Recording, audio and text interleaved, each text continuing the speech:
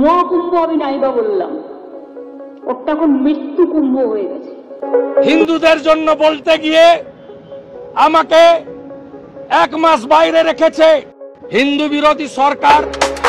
সুতরাং পুজো পার্বণ আমাকে শিখিয়ে লাভ নেই। মহাকুম্ভ আমি নাইবা বললাম, ওটা এখন মৃত্যু কুম্ভ হয়ে গেছে, মৃত্যু কূপের মতো। আমি মহাকুম্ভকে সম্মান করি, আমি শ্রদ্ধা জানাই, পবিত্র গঙ্গা মাকে আমি সম্মান করি। কিন্তু প্ল্যানিং না করে এত হাইপ তুলে এত লোকের মৃত্যু বললেন 30 জন, কথাটা কি সঠিক? কত ডেড বডি ভাসিয়ে দিয়েছেন নদীতে, কত হাজার হাজার 8বার আগুন লেগেছে। বড় লোক আর ভিআইপিদের জন্য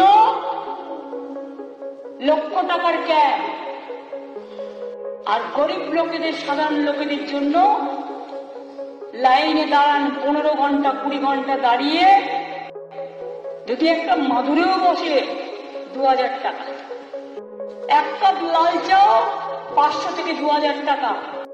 তারা যে জায়গাটা গিয়ে স্নান করবে সেটা আলাদা, ভিআইপিদের স্নানের জায়গাটা আলাদা।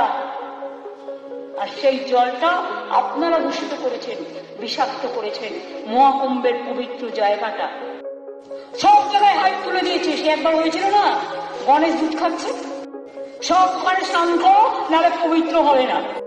মৃতদেহের ওপর দিয়ে যারা এই হাইপ তুলছেন আর টাকা কামানোর জন্য ধর্মকে বিক্রি করছেন, তাদের আমি মন থেকে মেনে নিতে পারি না।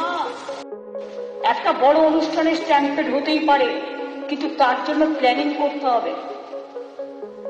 কি প্ল্যানিং করেছিলেন আপনারা?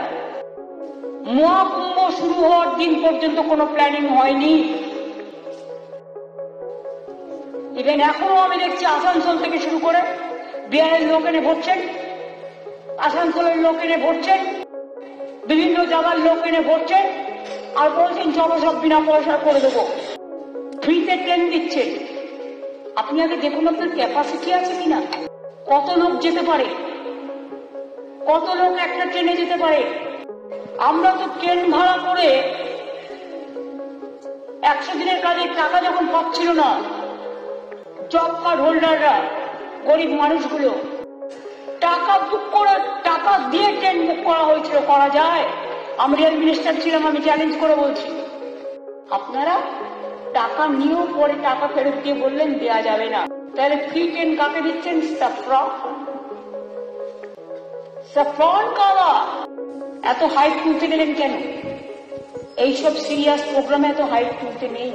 ফার্স্ট দেখতে হয় ক্যাপাসিটি আছে কিনা, প্ল্যানিংটা ভালো করে করতে হয়।